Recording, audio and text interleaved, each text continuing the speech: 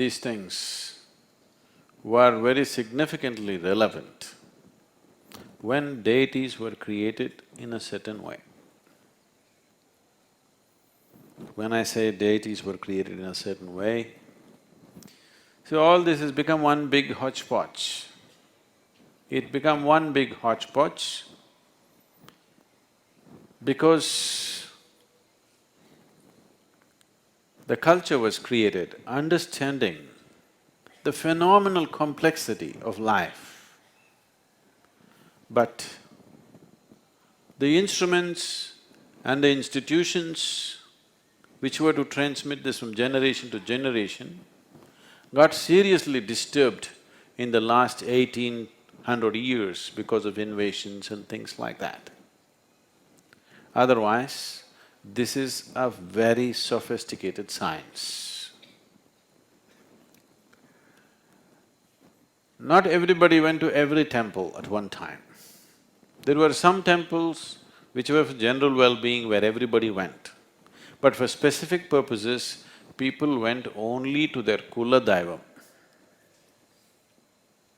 Even today, remnants of that are there, people are going, but the Daivam may not be created anymore, understanding the science. So why the Kula Daivam is, today,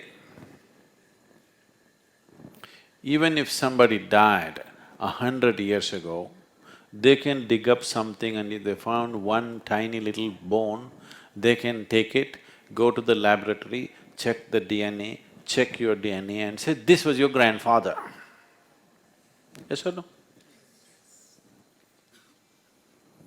Even if somebody died 10,000 years ago, if they find a remnant of something, today you can take the mummies in Egypt, which are over 4,000 years old, you can take the DNA of this mummy and trace it down to somebody in Egypt who is right now protesting on the street, that this was Tutankhamun's progeny. Possible, yes? The science gives you this access. So similarly, we identified, you must understand this is relevant only when everything else was maintained. You know, there's a whole lot of struggle going on in Haryana about the Kap panchayats, saying that these cousin brothers and cousin sisters should not marry, this is sacrilege. See, I do not know whether they're aware of why they're protesting. But if they're truly aware, you have to respect it. They may be just protesting because you're breaking the norm. But essentially why this was done is, they maintained the genetic track way back.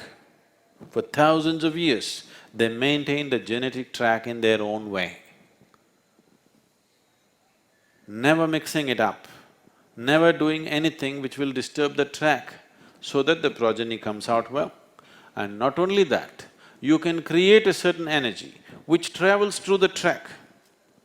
Everybody in your Kula need not go to the temple. You go and pray, everybody benefits because all of us is connected. Right now, this will happen. The future of medical science is this, that if they find some pure genetic material, when we say a pure line of genetics, they can do it like this, that they can find something that works for your DNA, just spray it in the air. All the people who have that type of DNA will benefit instantly. Right now they're saying Asians have this kind of DNA and they are more prone to diabetes. Americans have this kind of DNA, they are prone to something else. Aren't they saying this? So if you just add one supplement into the Asian diet or into the American diet or into the European diet, you can change the way people live. This has happened. These things have happened in United States, that they have added certain this thing to as a part of their bread making and everything. Lot of ailments that they were suffering in 40s and 50s are gone in that country because people have that kind of DNA and they're being treated in a certain way unknowingly.